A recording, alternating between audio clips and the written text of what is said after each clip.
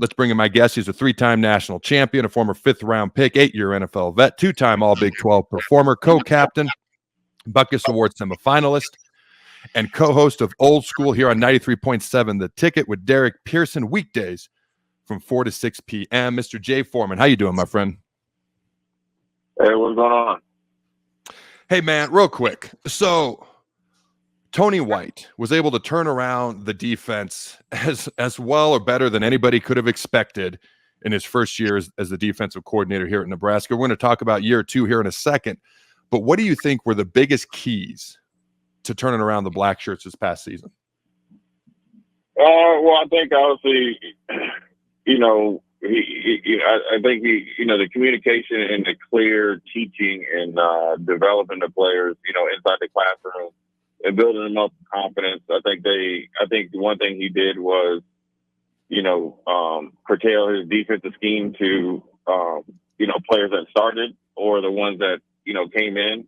I think role definition was at a premium. What I mean by that is like you had, emergence of Isaac Gifford into a do-it-all Swiss Army knife. You had David Wright kind of, move from, Isaac Gifford's back up to like an inside-outside linebacker. You had Mekhi Gaverick, really come out of nowhere, and then his ability to play back linebacker and out in space.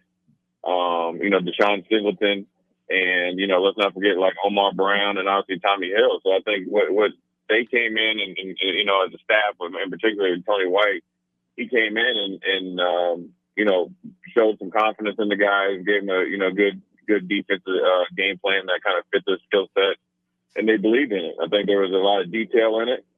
He didn't overwhelm them with a whole bunch of information. But for the most part, one thing that he also did was he, raised the expectations, I guess. And everybody says that, Adam. Everybody says, we got to have, extreme expectations and stuff like that. But I think he lived it. I think he realized, like, at the end of the day, we got to have effort. We got to have hats to the ball. And, he said he didn't care how you got there as long as you get there. So, they started, from the front into the end, and then they, over time got better in between. And so that's where they became, consistent. I think the only game that they felt like they didn't, from an effort standpoint and a mentally, physical and mental standpoint, didn't rise to the challenge was probably Michigan. And so they knew what to work off, where they were able to play good football. And then, they're trying to, add on from there. All right, man. So going into year 2, they were a top 15 defense a year ago. Going into year 2, a lot of guys back. The defensive line, high expectations. Okay, how good do you think this defense can be this year? I mean, the first 7 games, Colorado's obviously going to try to put points on the board, but you're not playing a bunch of, top offenses in the entire country with your other 6 opponents until you face Ohio State game 8. How good can this defense potentially be this year? I mean, every year, you can be as good as you want to be. Last year. It's a good, starting point, a good talking point, because that's what we're talking about today. And they have the luxury of having a lot of experience, both, starters and guys that were able to get, a lot of playing time, whether you were a co-starter or a situational player.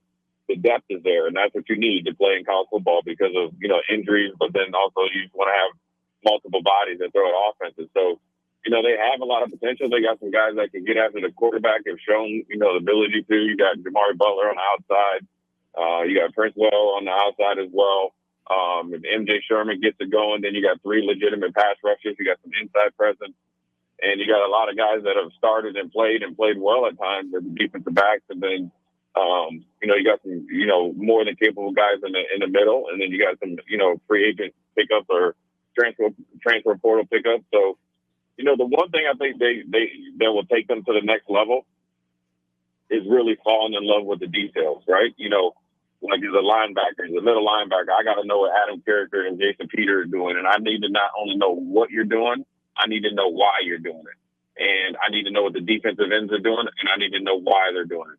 Once you start to get that, and then you could really, really have 11 guys as like an extension of Tony White, no matter who's in the game. And then you could really start having fun playing football, right? Where you can maybe take more calculated guesses and chances based on situational football and tendencies that you might pick up in film study or which you're, tipped off in, your scouting report. That's where you can become next level. That's where you can allow players to what would seem to I call it the naked eye, playing free, fast, without, reckless abandon. Well, you do that when you're freed up because you know exactly what you're doing, when you're doing it, how you're doing it, and who you're doing it for. They get to that point, and it starts through the summer conditioning and meeting outside of, I guess, scheduled. I don't even know if they're allowed to anymore. Scheduled practices and meetings. That's how you become a great defense. That's a great point. The more you know, the less you think, the faster you can play. So that's a great point. All right, so this defense loses, a couple of guys, Luke Reimer, Nick Henrich at that linebacker spot. Now, you named a lot of guys who could potentially step up and make plays this year, but we need a couple of guys to step up, especially at the linebacker spot. Who are some of the guys that fans should keep their eyes on specifically going forward? Well, they got my man from Stephon Thompson. Yep. You got Bullock. You got Javen Wright. So you got some guys that can really fill in. You got bringing Bullock back is huge. Javen Wright. You got all those, and with Thompson, and so you can also at times put MJ Sherman back there. So you have some guys that have played well and have shown being capable. Now they got to step up and really play. And look, the time is of the essence, and this is a great opportunity for guys to make a name for themselves. And you got some freshmen, coming. You got Dylan Rogers. You got him, who's a big body that can be a plugger. So you got plenty of guys that can, really, play. It's not that they can't play; they just haven't, had the opportunity. I think what people sometimes just assume when you have guys stalwarts, right, where you think it's like Luke Reimer and Nick Heinrich, right, where they've been there, which seems like forever. But what people don't understand is like the way that the practices are scheduled, or not scheduled, but the way the practices are set up is that the guys that aren't necessarily getting the bulk of the reps, they're getting a ton of reps in practice. So they're developed, they're not losing a year by sitting there and watching, Luke and Nick get all the reps. They are actually doing football. And so the drop off and the ability to reload instead of rebuild is lessened by the way that they structure practice. So all three of those guys, and I'm sure I'm missing somebody that I just mentioned, will get a chance to play. And also Michael Booker, I think he's the third. I think is a young player that once he gets the confidence and truly believes in himself, could be an impact player. So they got a lot of guys that can play. They just got to get the opportunity, and they also got to gain the confidence and, more importantly, Adam, the trust from their teammates that they know what they're doing, how they're doing it, and who they're doing it for. And that comes from in the meeting room, the weight room, and obviously obviously out there on the field if you're going through team drills and stuff like that. Yeah, I love the way they practice. They got 3 full team stations going on all at one time, whether it's 9-on-7 here, 7-on-7 here, full team, blitz station, whatever it is. So there's 3 full offensive teams getting a bunch of reps, 3 full defensive teams getting a bunch of reps. I think it's something that's going to help our quarterbacks as well, because all 3 of those guys are constantly getting reps. Nobody's standing around twiddling their thumbs and just watching. So I love the way that they practice. Let's talk about the DBs real quick, because there is a lot of guys coming back, a lot of guys who played ball, and Tony White rotates a lot, not just D linemen, but everywhere. They rotate guys a lot. So a lot of those linebackers that you mentioned, whether they started last year or not, they're getting reps in practice. They have played in games. But let's talk about the DB spot, because Blyhill banged up in the spring game. Okay, he is expected to be able to play this year, but based on, depending on what he is or is not able to do, let's say he's not able to go right out the gate. Who are some of the guys who could step up at that DB spot? Is it freshman Mario Buford? Is it Hartzog going down to corner? What are your thoughts there? Well, I mean, you got Tommy Hill, so you feel good about that. You got Hartzog that started and played well at times in the Big Ten as an outside corner, found a little home on the inside.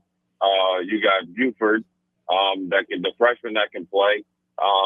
He was an Ethan Nation. He's shown some ability to play. And then you have flexibility on the way that you're able to roll coverages, because you feel like the Deshaun Singleton coming back, along with Isaac Gifford, along with the plethora of the other guys, that you'll be able to, I wouldn't say hide guys, but really, roll some coverages over there too. Yep. One of the guys that I mentioned before. to eliminate the ability to, to pick on them. So that's what happens when you have a veteran presence like, Tommy Hill, but then also, when you have some young guys that have shown promise and shown the ability to play, it gives you a tremendous amount of flexibility.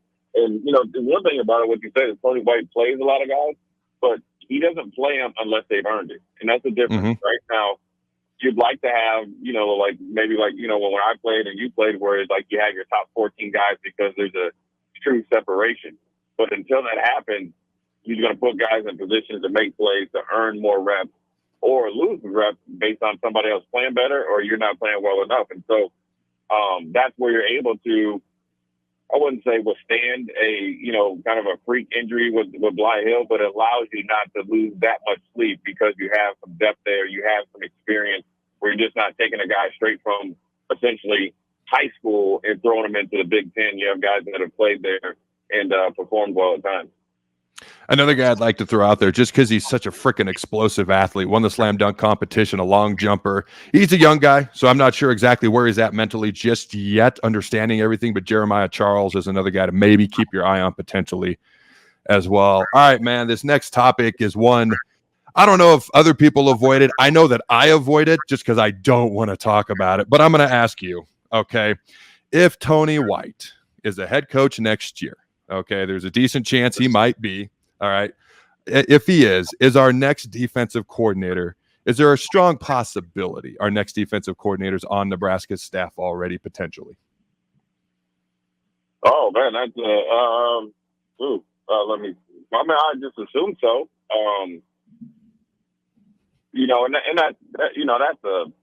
That's like a loaded question. I mean, yeah, it is. and,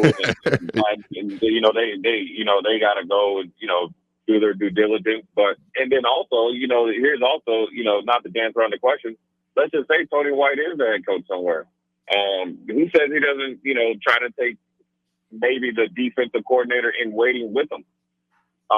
You know what I'm saying? That's on the staff. And so, I think they have some capable guys. I think, right off the top of the head, you think of, Dvorak and Evan Cooper, because they've been, around. They know Matt Rule. First of all, they know the expectations that he wants as far as, players and the coaching staff. But then also, I think they've transitioned well into Tony White's defensive scheme, which I don't think gets talked about enough, right? Where you got to think Tony White wasn't with Matt Rule at a previous stop. Obviously, he knew of Tony White, but wasn't there before.